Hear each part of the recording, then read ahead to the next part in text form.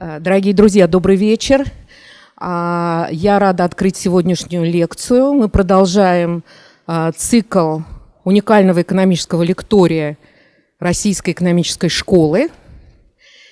И у нас сегодня гость из открытого свободного университета Берлина. И коллега Натальи Данцер, профессор РЭШ, выпускник РЭШ, Евгений Яковлев, обладатель PhD Беркли, скажет несколько слов. Почему нам так интересно пригласить Наталью именно как специалиста по экономике труда и экономике семьи, и почему так важна сегодняшняя тема? Друзья, добрый день. Еще раз хочу представить Наталью. И она сегодня нам расскажет о том, на что повлиял Чернобыль, Чернобыльская катастрофа, на какие экономические показатели, на какие показатели благосостояния и здоровья людей. Как вы все знаете, это одно из самых страшных событий последних 30-40 лет, которые произошли на территории бывшего Советского Союза. И, насколько я знаю, Наталья является единственным исследователем, которые публикуются и которые исследуют эту важную проблему с точки зрения экономики здоровья, с точки зрения, в принципе, экономики, за что мы ее очень любим и за что мы ее сюда пригласили. Спасибо большое. Добрый вечер. Я понимаю по-русски. As I said, thank you very much for inviting me. I'm very honored to be here and to have the opportunity to present my work on the long-run consequences of Chernobyl on well-being and mental health. So, to start with, I would start with a few notes and comments before I start the real talk, and that is, so why should economists actually care about mental health? And what do economists have to say about Chernobyl? And now the starting point is really the notion that economists care about welfare, and that is aggregate well-being of individuals. And disasters, including nuclear disasters such as Chernobyl, but also other man-made disasters or natural catastrophes, entail welfare losses. And these losses are, on one part, explicit costs. They can be measured and counted because they allude to recovery work, disaster relief, compensation of victims. You can think of other costs. But on the other hand, there are implicit costs. These are secondary or higher order costs that are not immediately measurable, nor do people see it. And that is the problem with these costs, that they're difficult to assess, they're difficult to measure, and to monetarily quantify. So in this talk, what I'm not going to do, I'm not going to talk about the explicit costs of Chernobyl, because there's a lot of research on that. And I'm not going to give a complete medical account of all the consequences and on the research that has focused on the most highly affected individuals. And I'm not going to talk about energy politics because I'm not an economist on environmental or energy. I'm a health economist, I'm a labor economist. And so what I would like to present to you today is work that has been published in the Journal of Public Economics. It's joint work with Alexander Danzer. Okay, he's my husband. So we started this project a long time ago while we were both PhD students working on a EU-funded project on the consequences of the political and economic restructuring of Ukraine. And we spent time in Ukraine doing research, and we came across the topic of Chernobyl. That was in the year 2003, 2004, 2007. And still at that time, this topic was prevalent, and we came across this topic while we were talking to people during our research stay. The focus of our study are the long-run consequences of the Chernobyl disaster on the implicit costs. And with implicit costs, what we mean are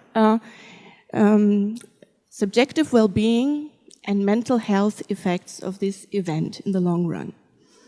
And what we're also doing, we're trying to give a monetary assessment and evaluation of these costs in order to learn about the actual size of the cost, the actual loss of this horrible catastrophe.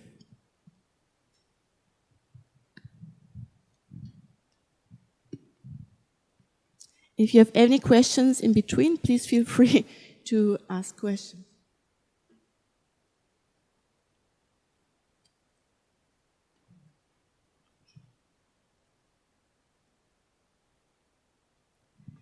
So, this picture that you probably all remember visualizes what happened on April 26 in 1986 at the nuclear power plant of Chernobyl.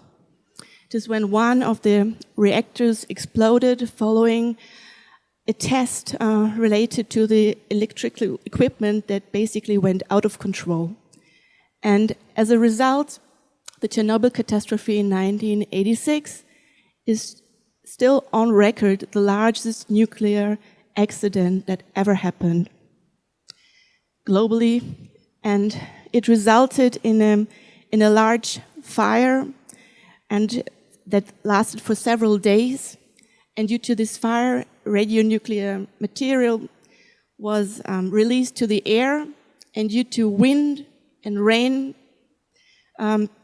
falls that occurred, so to weather conditions, this cloud with radioactive material spread the radionuclides, which were radioiodine 131, which has a half-life of 8 days and is is affecting the thyroid gland.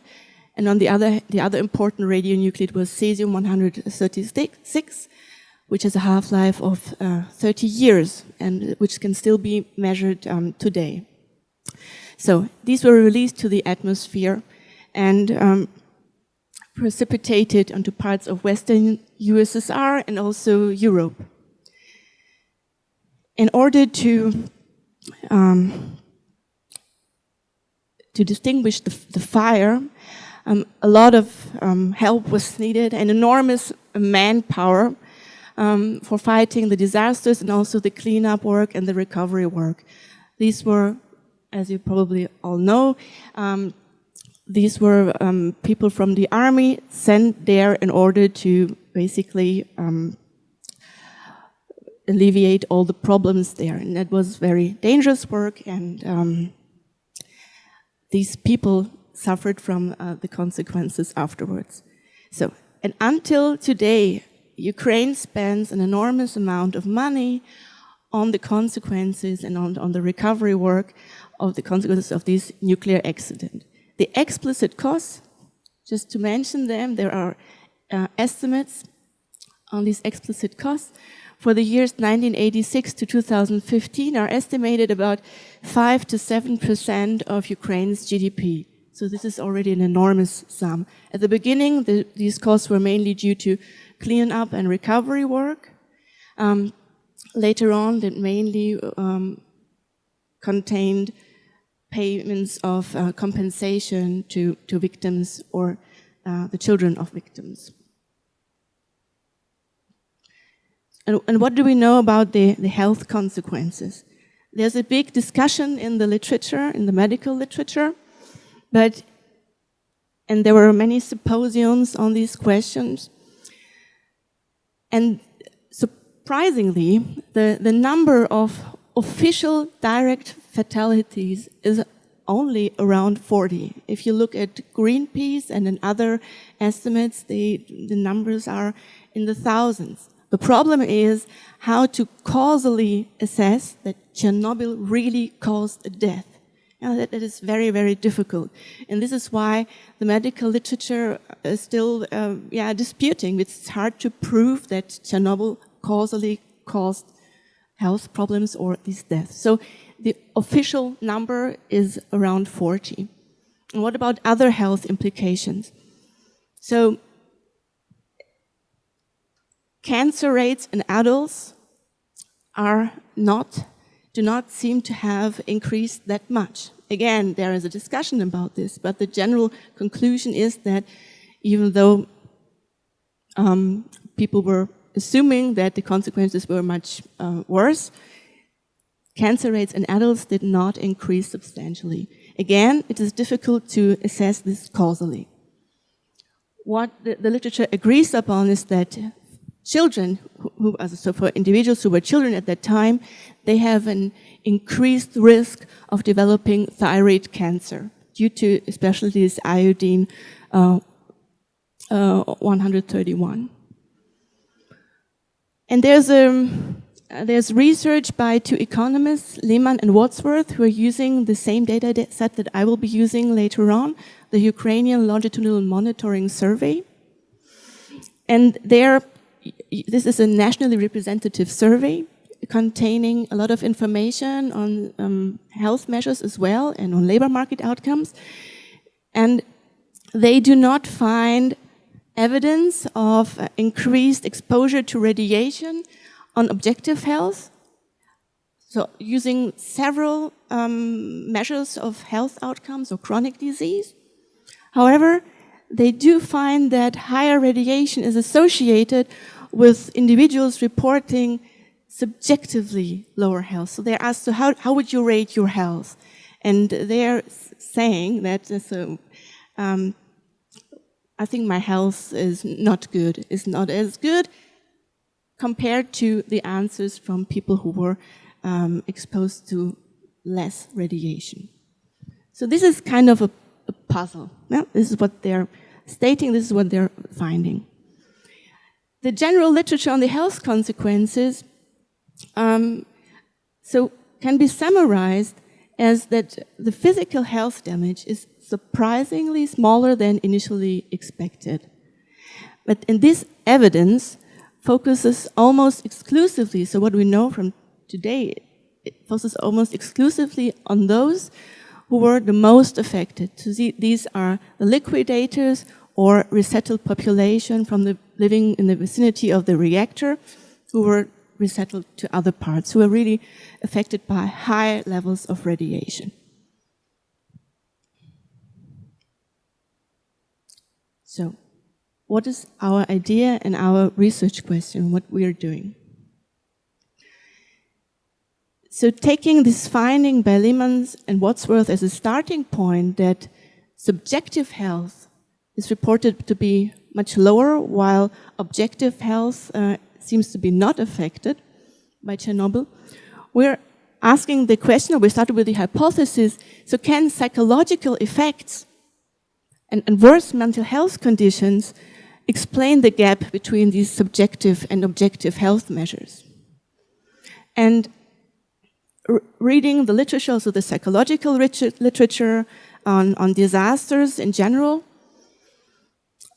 we found several studies stating that indeed humans are frightened, are especially frightened, they dread disasters involving toxic exposure.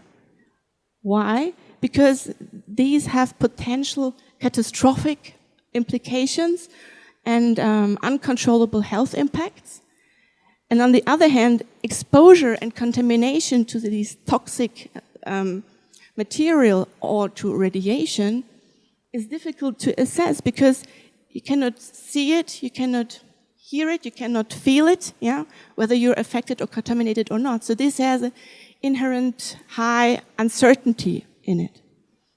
So, and then there's the notion that nuclear radiation is maybe a slow poison, so eventually something really bad will happen, but nobody knows. So there's this high degree of uncertainty related to radioactivity. And so we thought, so maybe this can all be linked. And our research plan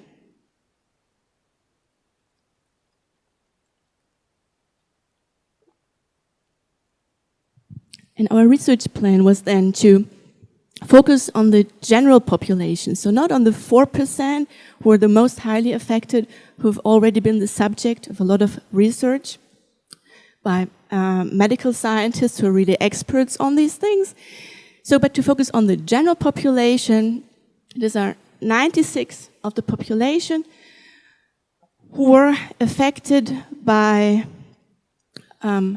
radiation, additional radiation exposure, but to a degree which is up to state-of-the-art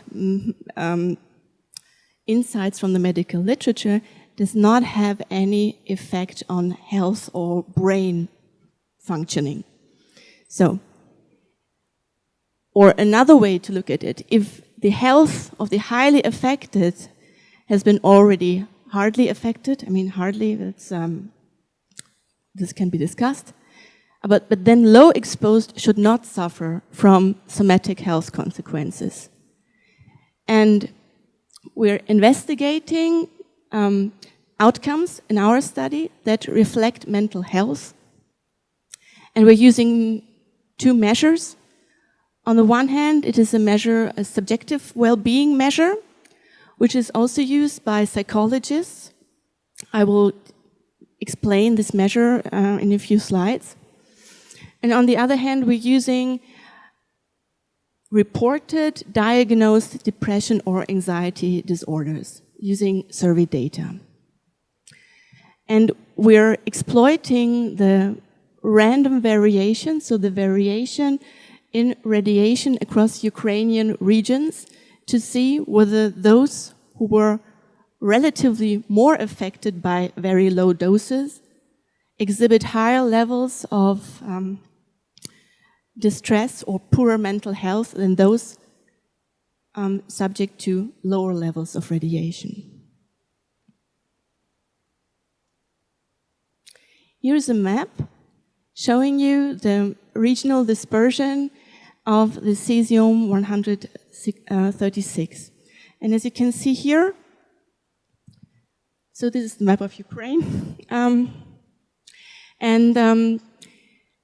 Here, this is the place of the nuclear power plant in Chernobyl. Here we have Kiev city.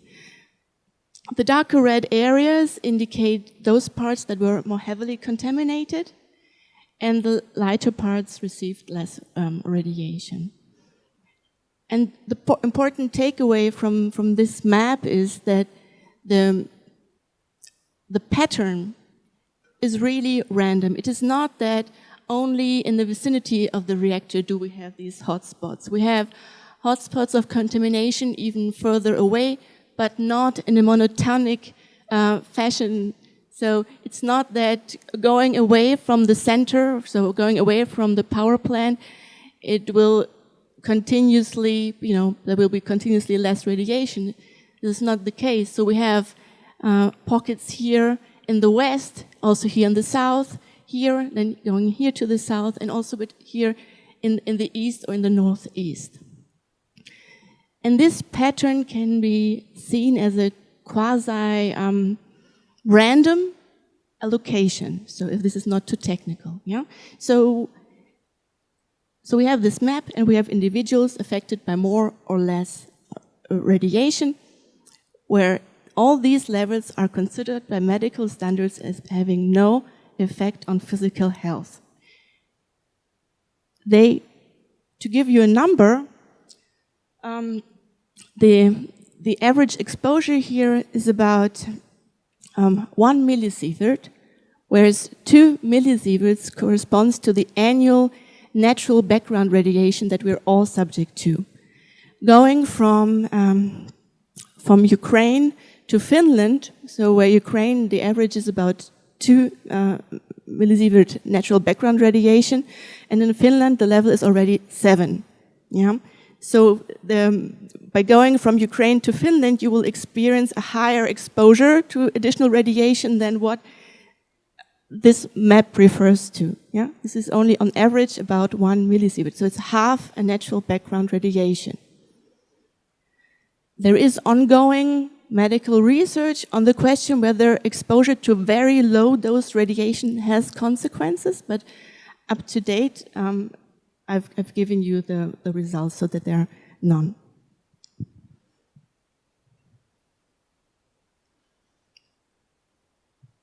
Okay. So what happened and how did Soviet authorities react? So after the accident happened, the Soviet authorities were at the beginning quite secretive and tried to conceal the information in order not to generate panic among the population.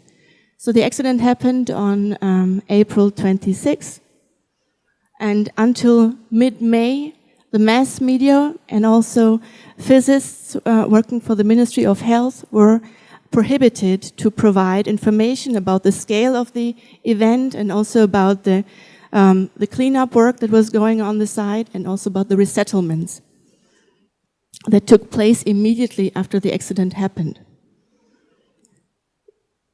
And this, so on the one hand, they were quite secretive for various reasons. And on the other hand, they initiated serious countermeasures and activities. So they resettled the population living in the vicinity of the reactor. And they also distributed more than 6 million doses of iodine prophylaxis to, for the thyroid gland. They introduced a screening of populations, so-called dosimetric measurements and blood tests. And they did food screenings and medical registries. Eventually, they would also tell the people not to go and collect mushrooms anymore or berries. And they stopped collecting milk from the villages, for instance. So, officially, the information at the beginning was very scarce. At the same time, individuals, especially in the relatively more affected areas, received these signals that something happened. And of course, rumors spread about this resettlement. And this contradictive information, that on the one hand, the authorities are kind of concealing information, but on the other hand, things are happening, and there are these rumors spreading, created a lot of room for rumors about possible catastrophic consequences, and generated increased stress and fear. And this is also the summary. So this is kind of a quote from a national report from Ukraine 20 years after the accident. So these countermeasures, they were regionally, as I said, concentrated in areas with high radiation, and they signaled the population that something has happened, that nobody really knew how bad it would be and what the implications are. And again, people were very worried and stressed about possible consequences.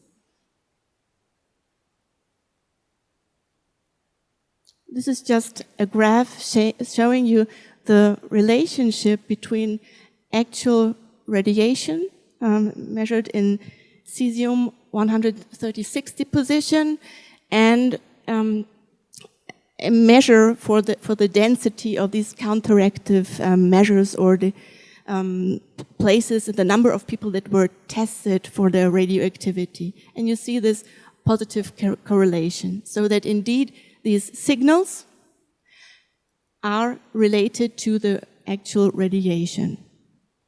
Why is this important? And also important for our study and the interpretation of our results. So we said we were interested in the effect of the disaster on the mental health of individuals, on the Ukrainian population. However, our results will capture the effect of the disaster on mental health. It's not the effect of radiation on mental health, because as I said at the beginning, the medical literature says that such low dose exposure should have no effect on brain functioning. So at first we thought, okay, maybe this is the channel, but we have to kind of shut down this channel because it should not be medically feasible.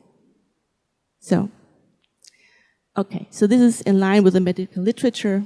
suggesting that the low-dose radiation cannot cause neural or brain damage. Since the radiation was also too low to have other health consequences, our findings suggest that it's really the mental state of the individuals that was affected through these worries, possibly. And our approach and our idea is that as high and low affected regions did not differ significantly in their characteristics, and this is what we test in our research. So we have tests on this. They were quite similar in terms of educational attainment, migration status or migration patterns, earnings levels, and demographic characteristics. We conclude that any effect that we find, any differences in mental health outcomes, is caused or is related to these differences in exposure to the Chernobyl disaster.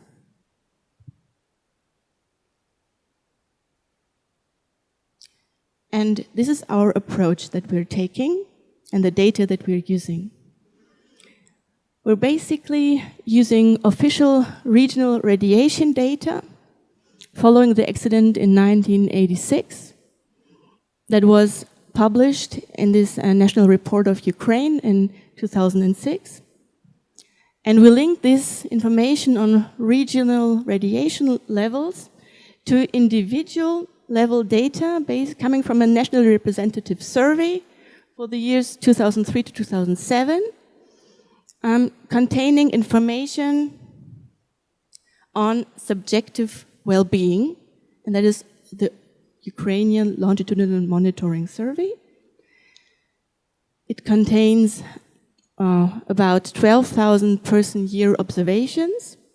And what is really crucial is that this data that is collected in 2003 to 2007 contains information on where the respondents used to live back in 1986 when the accident happens. So we can link respondents from today to their place of living and to their exposure that they were subject to in 1986. The other outcome measure is mental health, so diagnosed depressions comes from the Ukrainian Household Budget Survey, which is also a representative survey of Ukraine. And what we're estimating is the long-run effect of the disaster expressed in units of natural background radiation. As I said, on average, natural background radiation is about 2 millisievert, and below that it can be considered to be uncritical subclinical doses. And the idea is to compare outcomes of individuals with very similar characteristics who were affected with or exposed to higher levels of radiation, relatively higher levels, but all subclinical, compared to those with low radiation exposure. And here are our results. So the first measure on mental health is the so-called subjective well-being measure. And it is measured by a question related to life satisfaction. And in the survey, this question reads, to what extent are you satisfied with your life in general at the present time? And respondents can answer from 1, very dissatisfied, to 5, very satisfied. And when we now compare individuals living in these relatively more, relatively less affected regions, this is the graph that emerges. So on this axis here, you see the standardized general life, this measure for life satisfaction. On the right-hand side, this implies that individuals are more satisfied with their lives. And on the left, individuals are very unhappy. And this is the cumulative distribution. It tells you how many people living in areas that were subject to radiation, to low levels of radiation, that is denoted by this line, and to radiation above the median, so above higher than average, let's say, and that is by this dashed line.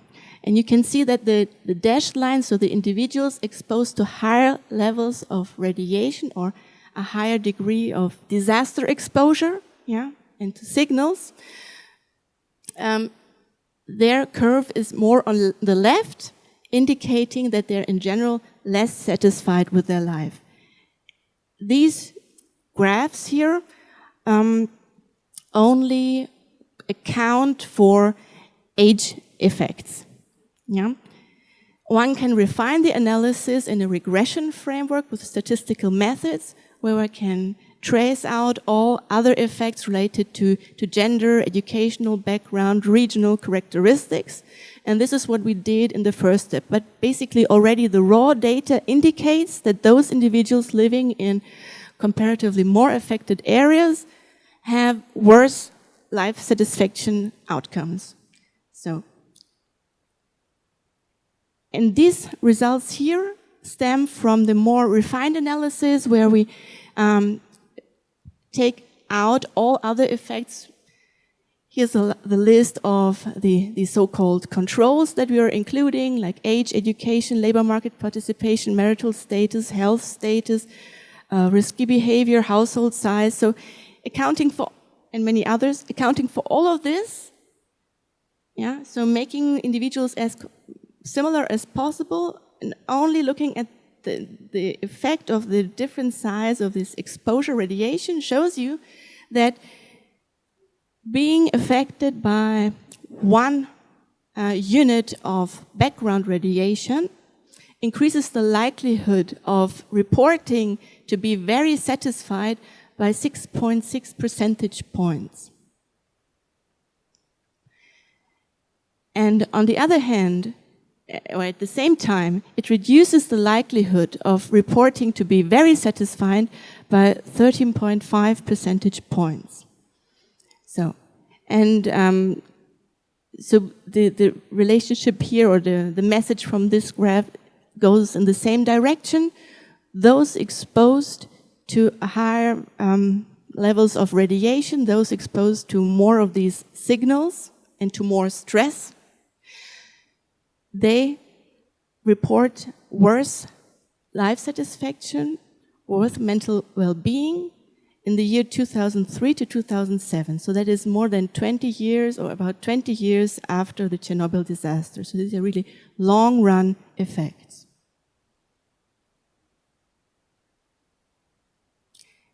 And our second measure, because we were worried that only looking at subjective measures, so subjective well-being, might not really capture mental health. So we were looking for other indicators. And so we found this variable captured in the Ukrainian household budget survey data, which is also a survey, and it contains the following question. Have you been diagnosed for 6 months or longer with depression or anxiety? And individuals can answer yes or no. Of course, one can ask, okay, how reliable is this information that people are answering? Yeah, maybe they're too shy to give the true answer. But this should be true for everybody. Yeah? And the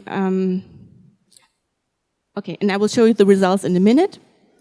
We have another measure measuring worries or subjective survival probability, which we interpret as indicators of being worried about one's future health. And that is contained in the Ukrainian ULMS, Ukrainian Longitudinal Monitoring Survey. And that is the question, what is the probability that you will survive until age X? And X is being adjusted depending on the actual age of the respondent. So a respondent who is aged 46 to 55 is being asked, what is the probability that you will survive until age 65? And individuals can answer and give in between 0 and 100%.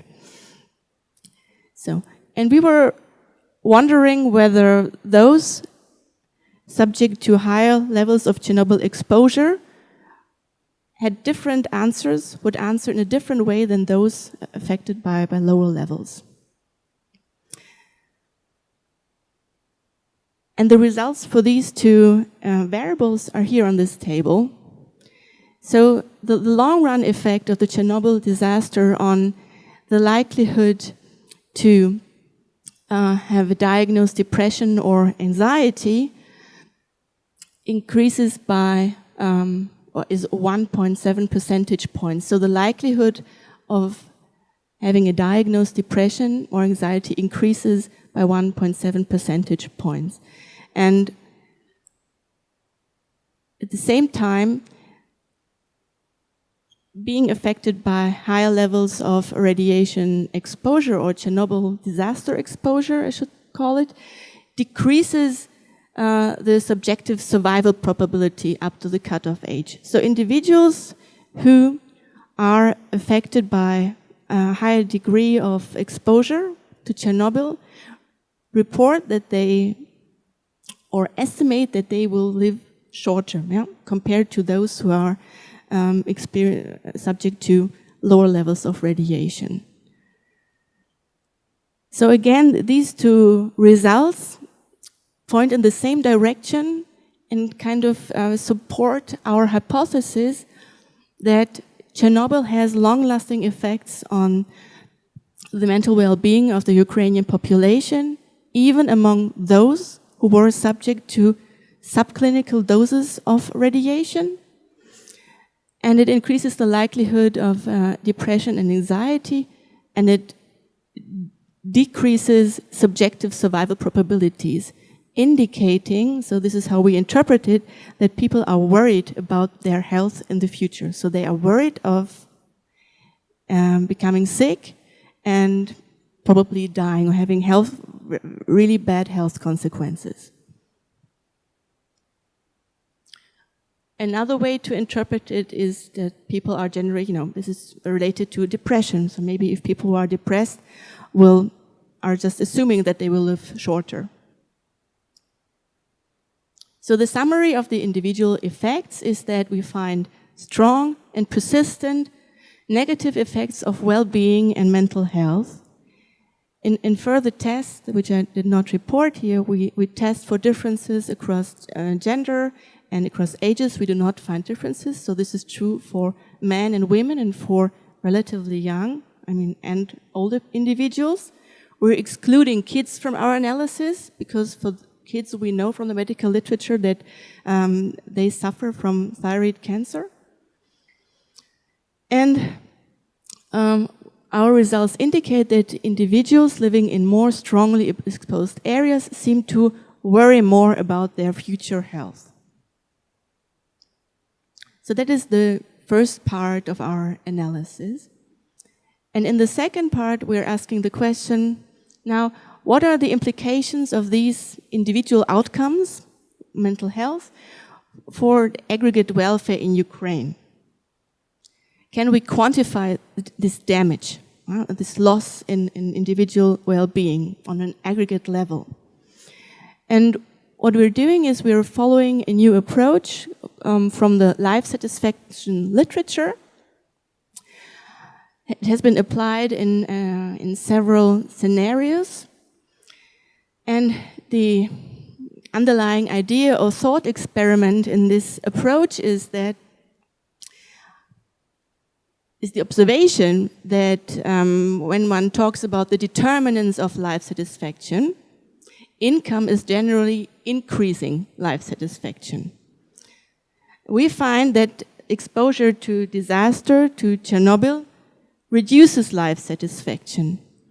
And now, using this information from the statistical analysis about how much income is increasing life satisfaction and how much exposure to Chernobyl is decreasing life satisfaction, one can calculate or use these two relationships to compute or calculate the income needed in order to compensate individuals for their loss in well-being, in life satisfaction.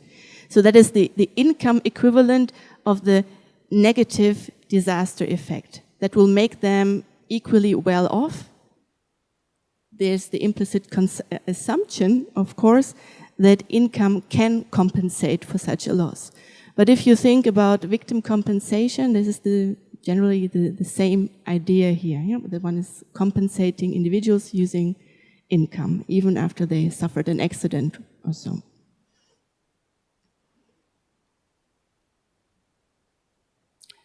So we have several tests and analysis running in the background. I'm just giving you the results, which are basically summarizing all of this. And this table tells you the monetary equivalent. So these are our estimates of the aggregate welfare loss related to this loss in mental well-being. And we calculated this aggregate welfare loss for two scenarios. In the first scenario, we said, okay, let's calculate the loss if the entire population was compensated, and if we assign to the entire population the average level of radiation exposure. That would be, in our case, the relevant population here would be 38 million people. Using our life satisfaction approach, the estimated monthly compensation payment per household needed in order to make them equally well off as those who were not affected, depending on the estimates used, ranges between 13 and 26 US dollars.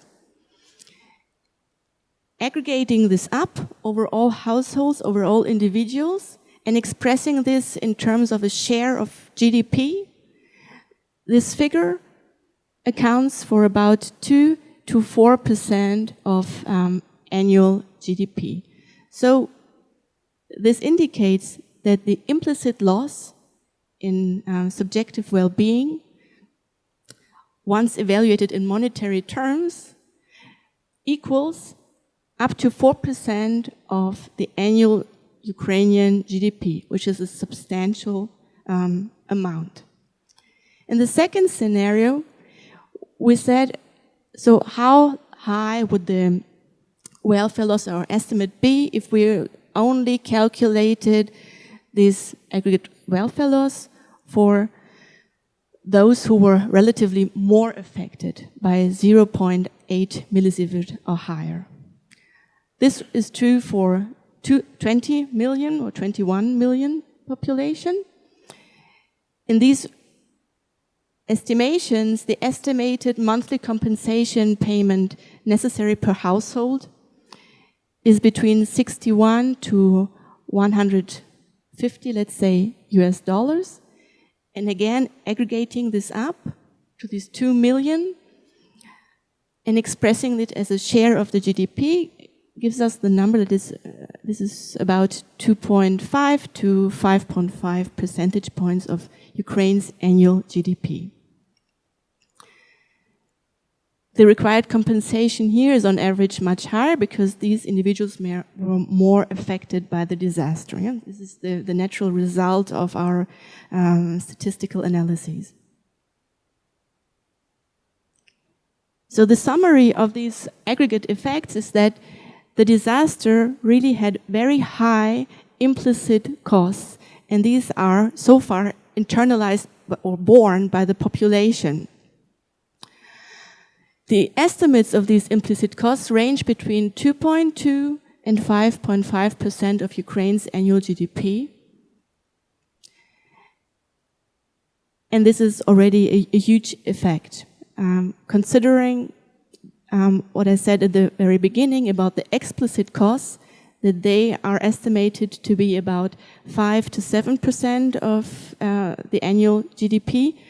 This implies that it's almost a doubling of the actual costs.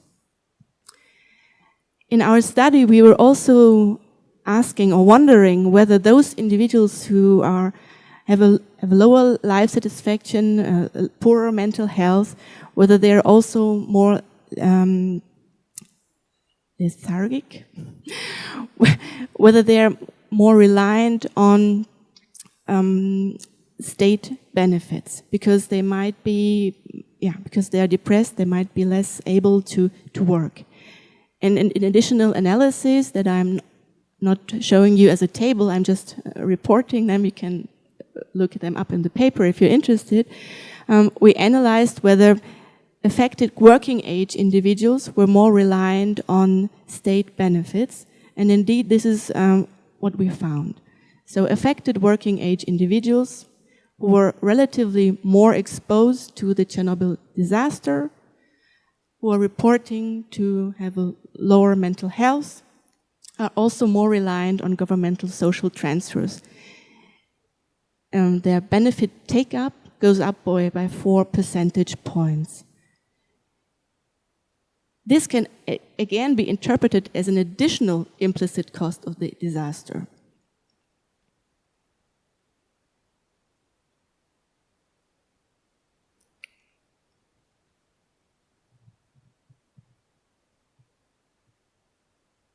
Okay, and so far I've told you about research that has been published already. We're currently working on a follow-up study where we are investigating the consequences on other aspects that are also relevant for economic decisions and economic behavior. And in this research, we're looking at the effect of the Chernobyl catastrophe using the same data set that I've already talked about, the Ukrainian Longitudinal Monitoring Survey, on economic preferences.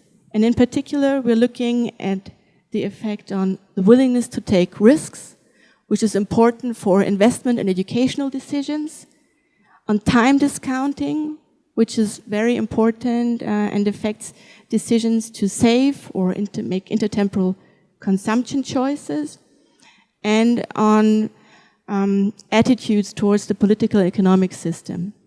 And what we find is that individuals exposed to Chernobyl are less willing to take risks, they're less future-oriented, they're less patient, they have lower savings, they're more impatient, and they favor less of a market-oriented, more risky economy. They favor more a more safe economic environment, and a Soviet type of strong government. So they're really shying away from risk. They seem to be more risk-averse.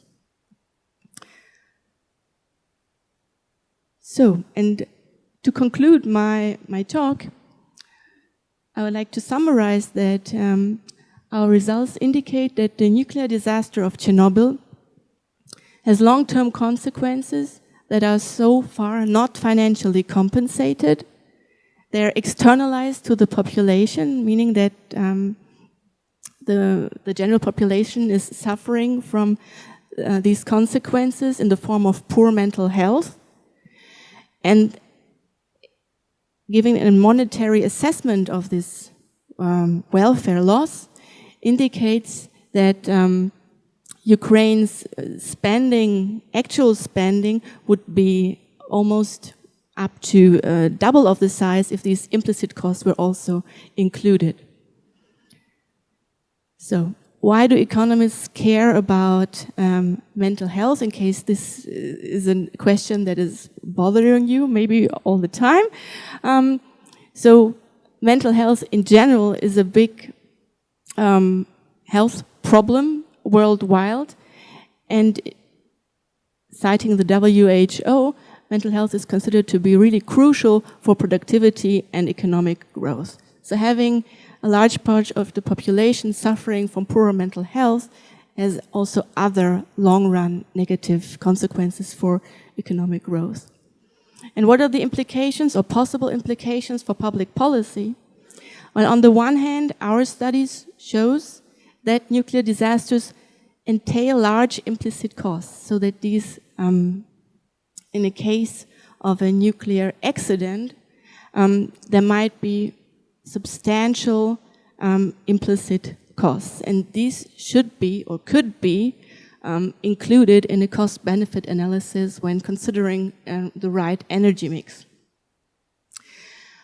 Furthermore, and this is now based from studies on risk communication, it is important that reliable information and risk communication in the aftermath of disasters. So the right way of communication, even though this is always easier said afterwards than while a disaster is happening, yeah. But in principle, one should try to have a very good communication strategy. And psychologists are also suggesting that prompt post-disaster psychological interventions and psychological care teams can also help to mitigate the psychological morbidity following such large disasters. So this is the end of my talk, and I thank you for your attention. Спасибо, Наталья, большое. Прежде чем передать кому-то микрофон для вопросов, я хочу напомнить, что мы по нашей традиции, автору лучшего вопроса подарим книгу замечательную. Книга называется «Технологии четвертой промышленной революции» Клауса Шваба. И Наталья, надеюсь, поможет нам. You can help us to choose the best question, okay? Пожалуйста, какие у вас возникли вопросы? Такая непростая тема. Будьте любезны, да.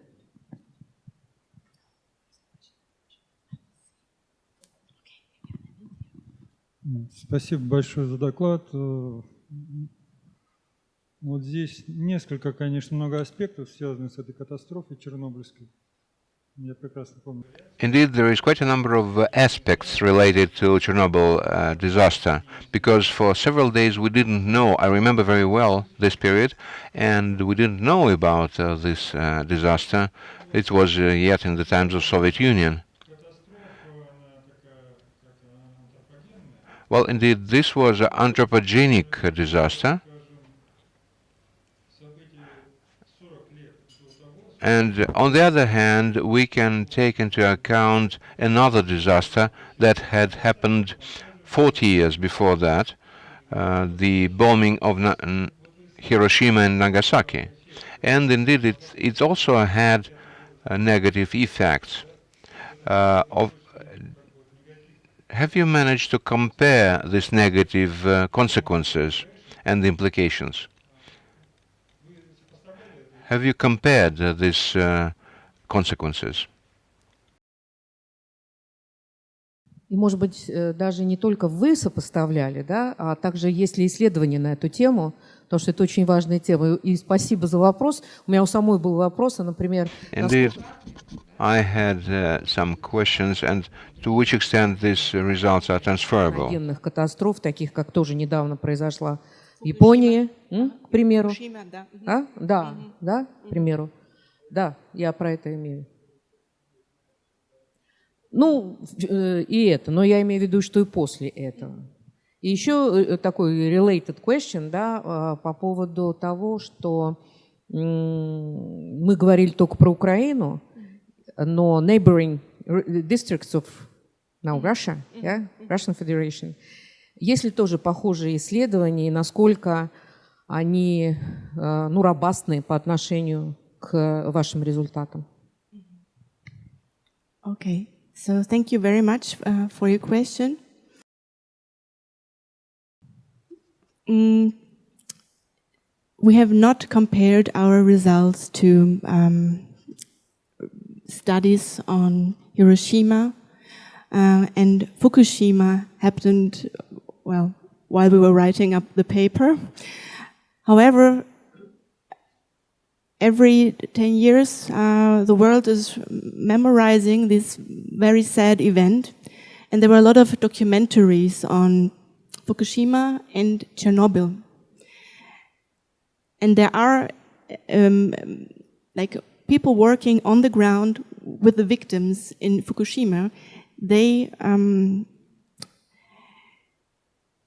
they were using insights from the research and from the experience in Ukraine. For instance, I mentioned that why humans are so afraid about radioactivity is that you cannot see it, you cannot feel it, you cannot smell it, yeah? So, and this was one of the big problems in Ukraine. The same happened to the individuals in Japan. However, teams there were handing out these gyrometers, these measurement utensils, yeah, to individuals so that they could go and walk around in their home or in their garden to kind of, get a feeling or a number to what extent they are exposed or their home is exposed. So this is already one lesson that has been learned from Chernobyl, yeah, on how to deal with these issues. And since we're focusing on the general population and we're using a national representative survey to the best of our knowledge, we are the only one to do this because usually the research is really focusing on those who are highly affected. And we were thinking about Russia and about Belarus in the north was also very highly affected. So far, we have not worked on that. And I'm sure there are studies, especially on Belarus again, because these were the highly affected individuals. But there, since there were these health effects, especially for kids, and hence the entire families being affected by these kids, these results are probably different to ours because we are looking at the effect of these low doses which should not have a physical effect. So in this sense, our results and our focus is slightly different to the aspects that you are mentioning. Спасибо большое. Я, на самом деле, тоже занимаюсь немножко последствиями Чернобыля, но я не экономист, я антрополог, и весь ваш доклад, я думала, насколько же все-таки у нас разные области, потому что я так понимаю, что у вас было исключительно количественное исследование, а я занимаюсь последствиями реабилитации чернобыльских детей в европейских странах, и как это ужасно не звучало, но для многих детей, их семей эти программы реабилитации очень позитивно повлияли на их жизни, на их будущие судьбы. Но вопрос у меня немножко о другом. Вот ваши цифры, они вот говорят о психическом здоровье людей, но все мы понимаем, что через несколько лет после Чернобыля очень сильно вообще поменялась жизнь в этих странах, и экономика, и вообще все. И как вы думаете, если бы через несколько лет после Чернобыля не случилось распада Советского Союза, были бы ваши цифры сейчас другими? Okay. Yes, thank you. So first of all, you're doing very interesting research on these children. Okay, it's a good question, and of course, I cannot give you the answer because we don't know. This is a situation that has not happened, so I can only hypothesize. Our estimation or our statistical strategy should kind of account for this effect, because what you're talking about, the experience of the overall economic collapse and the changing of them, from one system to another system and all the problems and a big economic recession, everybody in Ukraine was affected by that. So it is not that some regions were more affected, and it is especially those regions that had higher exposure to Chernobyl were more exposed to this. So we are making this comparison within, among those individuals who all experienced the same changes in their daily lives. So it could be that, so the difference that we are finding is really the difference due to this radiation exposure, yeah, because everybody experienced these changes. Whether this effect on mental health for those who were relatively more exposed would be different in a different economic situation is really difficult to say. But I would say, given our statistical approach, the effect should also be there. Because we're kind of accounting for this. We're trying to net this out from our analysis. But it's a very good question. Большое спасибо за интересную лекцию. У меня такой вопрос. Вот у вас был слайд, где вы рассматривали два сценария по компенсациям, да, то есть поскольку катастрофы, как правило, ну вот вы рассматривали, что 38 миллионов человек получают компенсацию или 20 миллионов человек получают компенсацию. Вот такой вопрос. Скажите, пожалуйста, то есть когда вы рассматривали первый вариант, да, то есть 38 миллионов человек, вы что подразумевали? Вот, назад. Вот, да. Все население, то есть все население Украины 38 миллионов, да?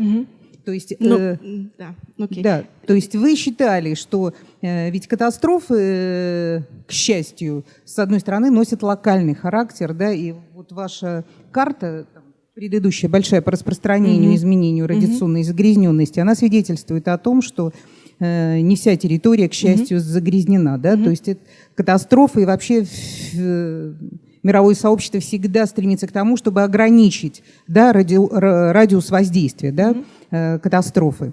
И получается, что вы в первом сценарии рассматривали возможным компенсацию всему населению. Да. То есть, вот, а во втором варианте у вас компенсация, то есть только тем, кто пострадал, да?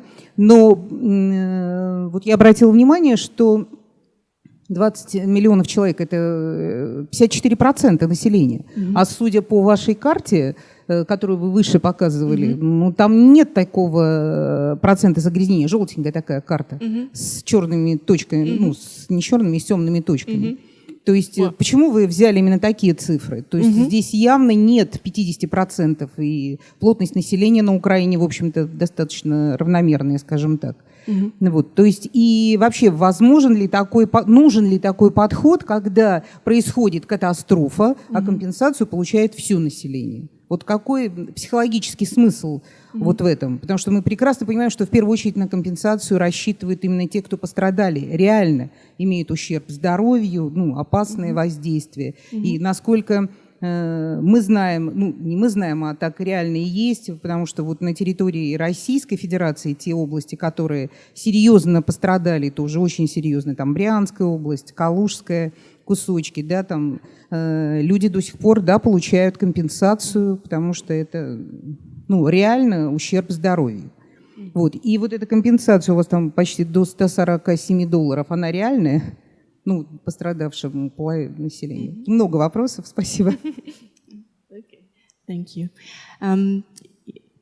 Yes, so these calculations are, well, they're just estimations or approximations meant to kind of try to start to give a number to this loss in welfare. The map that you've seen shows a gradual increase. So there is no 0-1 affected, yes or no. Yeah? So we thought, okay, so where do we draw the line? Who is considered to be highly affected or not? Given that, according to medical standards, all these individuals, which are not in the red cloud, but in the yellow ones, yeah, since they're apparently all not physically damaged in terms of their health. So where do you draw the line? And this is why we just calculated several scenarios. The decision whom to compensate and by how much is ultimately a political decision. So, and this was not the goal of our study to give a number to politicians. The goal was to show that, first of all, there is an effect even on the population that is not highly affected, which is currently the focus also of compensation payments. So the other part of the rest, the large majority, is also affected. And the question of how much to compensate them is a political question. And since we are not the ones to decide this, we just gave two very kind of extreme scenarios. And of course, you can also draw this line on a higher level. We said 0.8 millisievert additional radiation, yeah, in the second scenario. But of course, you can go to higher levels as well. And then the share of the population will shrink and the aggregate number as well. Yeah. But this is a different type of assessment. We just wanted to inform about the range. And this first scenario is saying, okay, so let's just assume everybody had the average, yeah, just as a starting point. So how much would that cost, or what's the monetary equivalent then? So because in the end, everybody was affected, yeah. So even the yellow ones, even if it's very, very, very low, but they were all exposed, and the entire country was exposed to this catastrophe. Was there another question which I did not answer? Is that okay? Okay.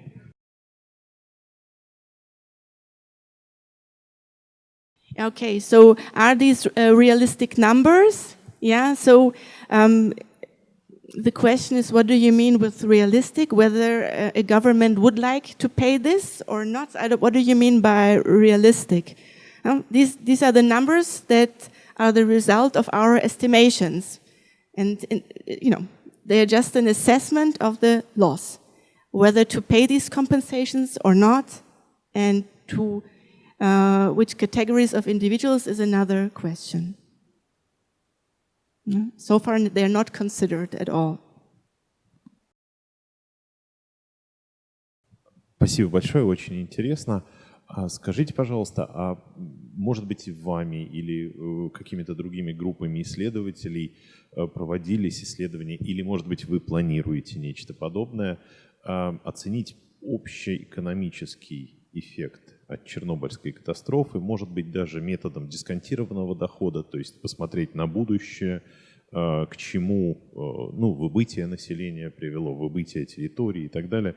Просто хотелось бы хотя бы плюс-минус достаточно большие цифры, понимать, насколько сильно эта катастрофа повлияла на экономику, в первую очередь, наверное, Украины, возможно, сопредельные страны, соответственно, на нас, на Россию, на Белоруссию, и на Советский Союз в целом.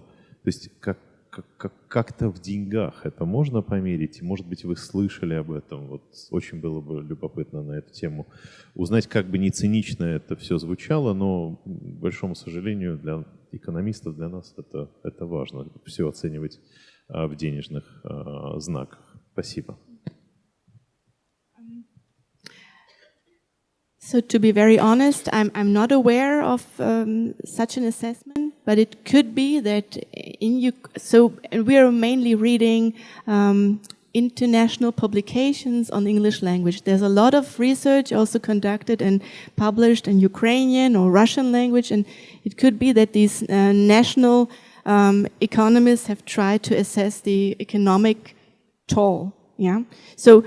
The estimates that I've shown earlier regarding the costs associated with the cleanup work, so this is just one number, but this is not what you're after, yeah. So it's just a margin. So what could the effects be? So there is research on the labor market consequences. That is the study by Lehman and Wadsworth that I've cited, and they do not find significant effects on labor market participation, for instance, or on wages, which again, it seems to be surprising, but these are the results. Yeah.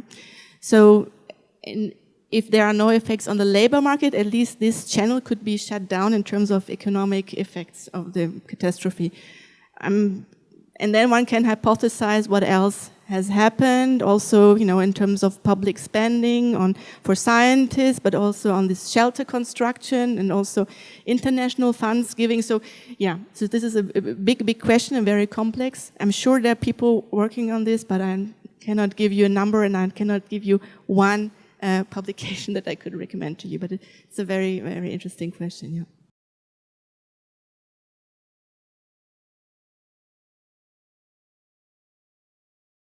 Наталья, здравствуйте. Спасибо большое за интересный доклад.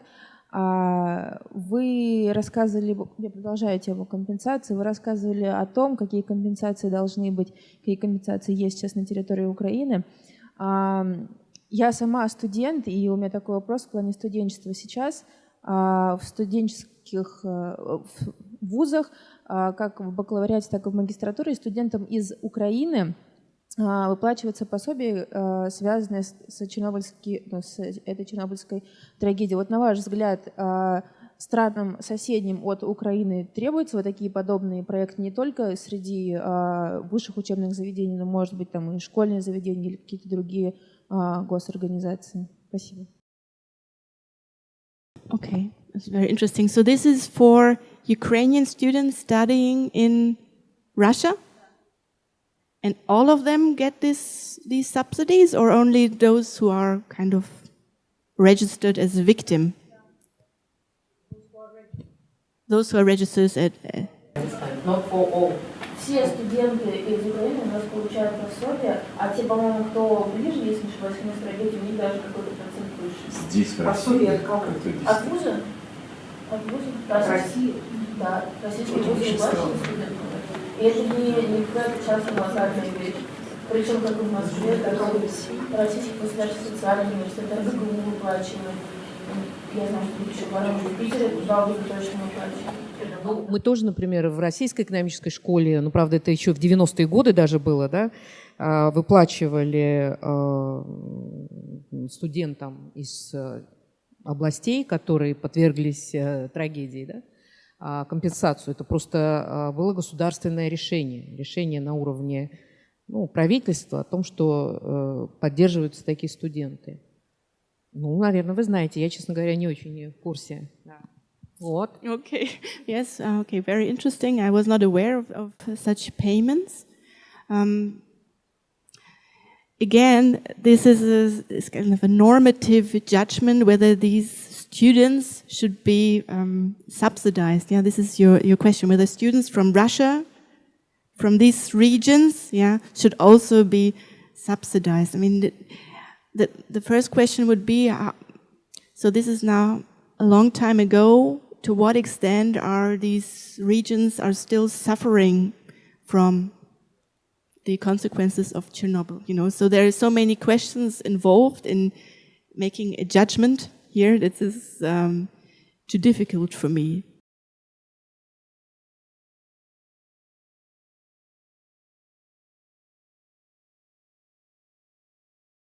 Yeah, so. Спасибо. Какие-то есть еще вопросы? Пока кто-то думает, можно я задам вопрос, но не про Чернобыль. Наталья, мне очень интересно ряд ваших работ, которые ряд публикованы, ряд нет, которые связаны с изучением зависимости, как я понимаю, отпуска по уходу за ребенком с перспективными, долгосрочными достижениями, успехами детей. Как в детском саде, ну, детского возраста детского сада, так и школьников. Да? Вот просто вот эти статьи, такие как Parental Leave, Informal Child Care and Long-Term Child Outcomes и Parental Leave and Children's Schooling Outcomes. Можете вы как-то немножко прокомментировать результаты этих работ? Просто очень интересная тема. Извините, но мне кажется, что интересно. Okay, so thank you very much. Yeah, so Chernobyl is part of my research interest, and the other part, I'm considering and assessing parental leave reforms or the effect of parental leave on long-run child outcomes and also female labor market participation. In these studies, in these two publications, these two studies, I'm evaluating a parental leave reform that took place in Austria in the year 1990. And almost overnight, so this reform was implemented with a sharp cutoff date. And it was such that mothers giving birth on July 1st, 1990 or afterwards were eligible to 2 years of paid and job-protected parental leave. Mothers giving birth 1 day before, on June 30th, were eligible to only 1 year, 12 months of paid and job-protected parental leave. And So this is this implementation with a sharp cutoff is done in many countries when it comes to these reforms of maternity leave, of parental leave. And this sharp cutoff can be used in a statistical assessment to evaluate the effect of this extension by 1 year on long-run child outcomes. Because as you can imagine, those mothers eligible to 2 years actually took advantage of this. So the numbers that we have show that over 95% of mothers actually took 2 years of parental leave when they were eligible, while those giving birth 2 or 3 days before this introduction only were on leave for 1 year. So, and this creates a situation where you can really compare, because this is, we argue that this distribution in these two regimes of parental leave is as good as random, so this is like in a statistical expression.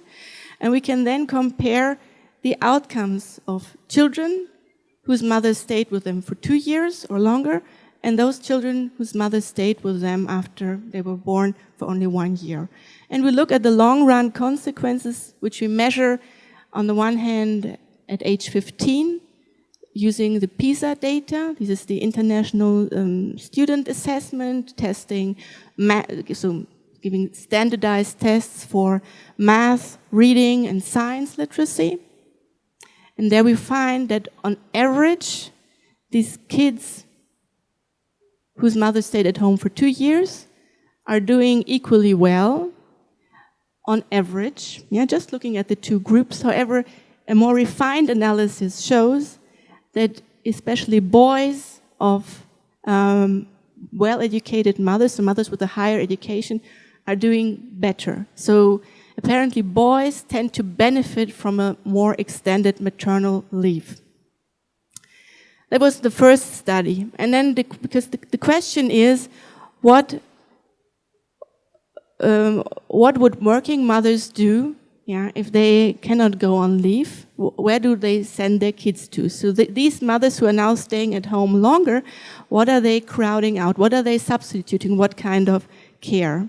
So are they substituting informal care or formal care? Because there's a literature on the role of formal childcare and the development of participation of formal childcare for children, showing that especially from children from less advantaged backgrounds, from socially deprived families, participating in formal childcare is actually beneficial for them, because then they have language training and other types of cognitive trainings.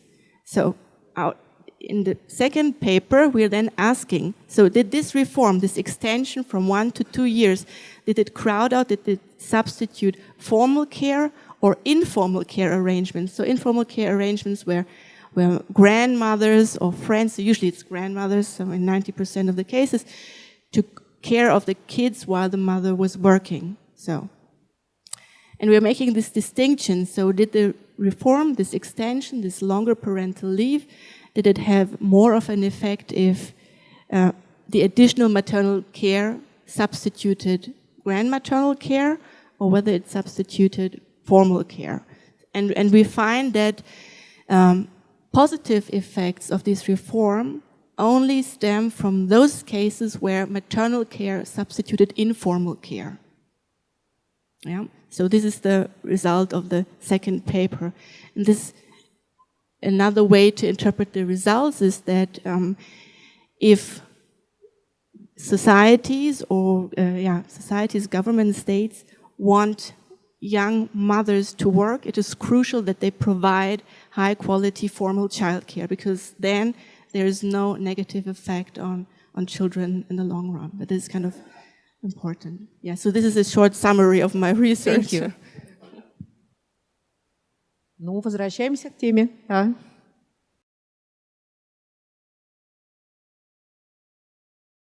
Спасибо. Мне интересно. Это исследование по большей части касалось людей, которые получили косвенный эффект от чернобыльской трагедии. И мы видим то, что этот эффект есть, статистически значимый, а сами эти люди отдают себе отчет в том, что их плохое настроение связано именно с Чернобыльской катастрофой? We don't know, yeah, because this is not part of the survey. The individuals are asked about Chernobyl so these are 3 waves where the same individuals are being asked, 2003 to 2007.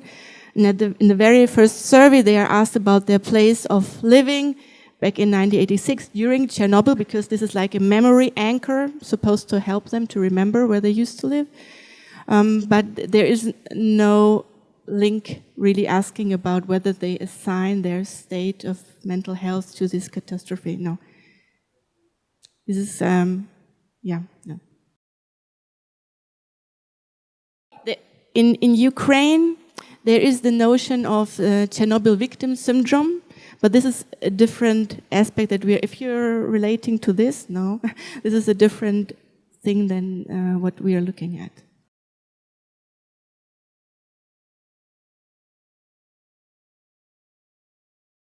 Скажите, пожалуйста, я занимаюсь антистрессовой кинезиологией, и мы обнаруживаем, что... I don't know this word.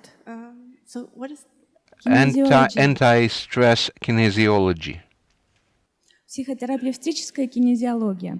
Okay. И в ходе моей практики некоторые страхи, они передаются по поколению. То есть я хотела бы знать, какие виды страхов есть у тех людей, которые пострадали. Какая группа страхов? Можете перечислить? No, unfortunately not, because the point about this intergenerational transmission is very relevant and very interesting. So the intergenerational transmission. So we thought about this, that this would be also an interesting aspect to look at, whether the kids of those who were affected are also showing similar effects. But in terms of the measures that we have of their anxieties, our measures are very crude. It's only the surveys that we have, because as already you also noted, we have this quantitative assessment where we're using large data sets, and we need these large data sets in order to get substantial statistical power for our analysis. But there's not much qualitative information. For that one, we have to look at other types of literature. Я когда слушала Наталью, подумала, что надо вообще провериться. Я бы на ряд вопросов точно ответила. Ну, короче говоря, как будто меня облучили. Хотя в это время была не в Чернобыле. Я думаю, что у нас последний вопрос. Is it okay if I ask it in English? Thank you for your presentation. And the question that bothers me, and probably it may not be really connected to your presentation, but you mentioned that in areas affected, there is low expectancies about the future. And my question is how to rebuild the trust, considering that trust is a very important aspect of economic growth. And considering one more aspect, that the implicit costs add up to 5% of GDP spent on the people suffering from these mental health effects. So what should governments do? What policies should they conduct for long-term economic effects, growth, and so on? Thank you. Okay, your questions had 2 parts. Can you repeat the first part, please? So my first part is how to rebuild trust. So these people, I believe, save and really believe in the future. Okay. So the first question is on trust. Yeah, that's a very good question. Unfortunately, I do not have the answer on this, because this is not my expertise. But it's true, especially this contradictory information policy created a lot of mistrust in the authorities. I'm coming from Germany, where there was also big worries related to Chernobyl, because in our television shows, there were this cloud. We saw the cloud, and the cloud was also going over Germany. It stopped right at the border of France, surprisingly. So France is not worried about Chernobyl that much. But in Germany, it was a big issue. And politicians at that time were also, because nobody had information on what the potential health effects would be. So there were also a lot of countermeasures, even or health, safety measures taking place in Germany as well. And there was also the mistrust in the authorities, because everybody was wondering, okay, why, people were yearning for information, but nobody could give the information, and everybody was always wondering, do they have more information which are they concealing from us, or is this, the state of the art? So how to increase the trust? I guess this is a long-run process. One has to be very transparent and provide a lot of information. And in Ukraine, what they've done, they have several conferences with international participants from various stakeholders, so where communication took place afterwards. So this is, I think, one way of rebuilding trust, to start to communicate and provide information. And the second question was on how to, what to do about this implicit cost and how to improve the mental well-being. So I'm also not an expert on how to improve the mental health of individuals, but from the reading of the literature, there are these mental health care interventions that can take place. And of course, the question is, in different societies, mental health problems are stigmatized, tend to be stigmatized. So to work on this stigmatization would be one approach, in order to enable people to go to the doctor to get treatment. This is the first step. So, but if people shy away from going to the doctor, or if they are afraid of telling, openly about their problems, then this is a big problem. So I guess one important thing would be to encourage individuals, people who are suffering from mental health problems, to go and see a doctor and to get treatment.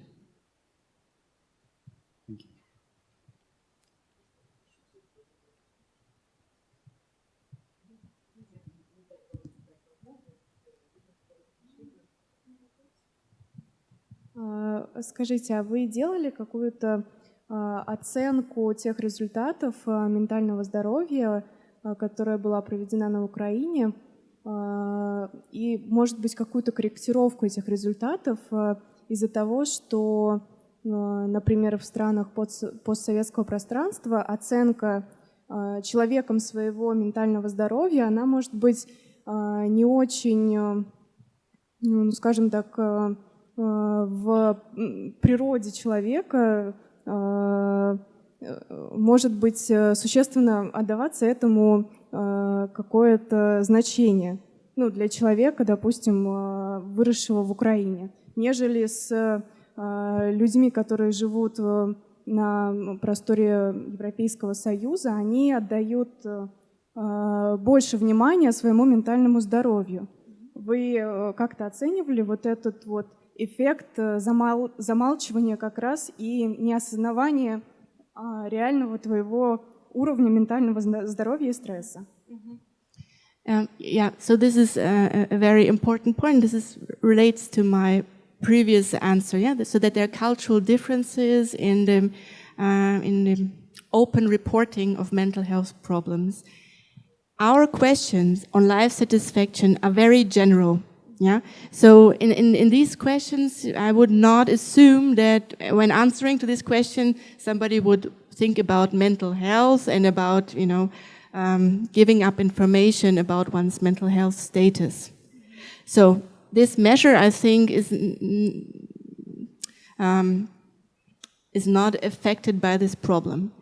We looked at general indicators, general statistics about mental health in Ukraine and other countries based on WHO reports, and there are differences in official numbers and on unofficial numbers based on surveys. The official numbers and people who are getting treated in Ukraine is very low, but the unofficial numbers and the unofficial rate of depression is very high in Ukraine. And So yes, it could be that to some extent our estimates underestimate, especially the ones where we are, the indicators where we're looking at diagnosed depressions underestimate the true effect, while our estimator based on subjective well-being, life satisfaction should capture the true effect. Да, то есть в своем исследовании вы не делали никакой estimation на поправку того, что... Понятно, да, спасибо. Thank you. Смотрите, сколько интересных направлений для размышлений, для исследований дала работа Натальи. Спасибо вам огромное. Давайте поблагодарим. Наталья, теперь ваша очередь выбрать вопрос. Вы хотели мне помочь? Я с удовольствием вам помогу, но вот давайте вспомним. И так ценно, что здесь присутствуют экономисты, антропологи, психологи, социальные работники, не знаю, скажите еще кто. Да? И все вопросы были очень интересные. Мне очень трудно. Мне очень трудно сказать. У меня есть список вопросов. Ну, может быть, команда нашего отдела коммуникации нам еще поможет. Да. Вспомните, что вам показалось. Я прямо не знаю. Знаете, все вопросы были очень интересные, и да, я к ним буду идеи. Можем ее забрать с собой?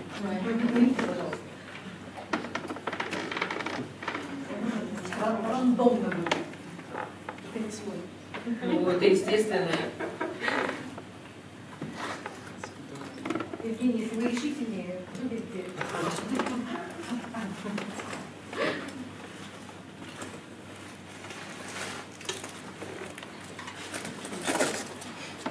Целая жюри. Мы вот тут посвящались, нам понравился вопрос, заданный на английском языке, про траст, о доверии и два вопроса было, собственно говоря. Да? Давайте. Вы могли бы представиться? Да, могу представиться. Вы признаны автором лучшего вопроса. Congratulations. Thank you.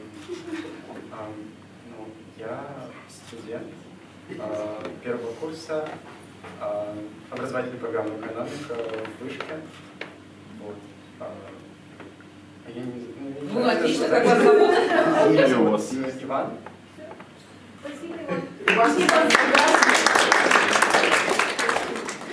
И спасибо вам всем. Спасибо большое. Спасибо. И мы всех интересующихся приглашаем, во-первых, в воскресенье недалеко отсюда, на Воскресенском переулке, на День открытых дверей магистерских и мастерских программ Российской экономической школы. И также объявить, что следующая лекция в нашем лектории состоится 11 декабря. И Андрей Бремзин прочитает лекцию. Пытаюсь найти поведенческая экономика. По поведенческой экономике, но там название просто такое интересное, что да. Не видно. Чему нас учит поведенческая экономика? Как не совершать хотя бы некоторые ошибки, чтобы жить дольше и здоровее. Я знаю, что у Андрея есть на эту тему не только исследования, но собственный взгляд.